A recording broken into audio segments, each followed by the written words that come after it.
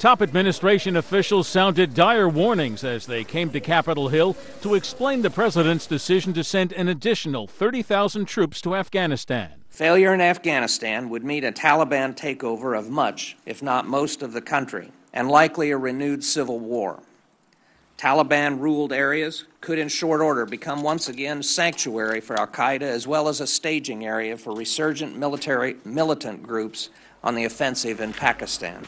Simply put, among a range of difficult choices, this is the best way to protect our nation now and in the future. The plan drew fire from both sides of the aisle, with the chairman of the Senate Armed Services Committee saying more Afghan troops are needed. Well, it seems to me that the large influx of U.S. combat troops will put more U.S. Marines on street corners in Afghan villages with too few Afghan partners alongside them. There was also bipartisan concern about the plan to start withdrawing U.S. forces. July 2011 is when we expect the transition process to begin.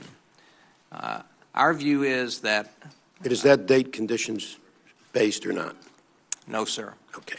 But the panel's top Republican noted the president said conditions would be a factor. It's got to be one or the other. It's got to be the appropriate conditions, or it's got to be an arbitrary date.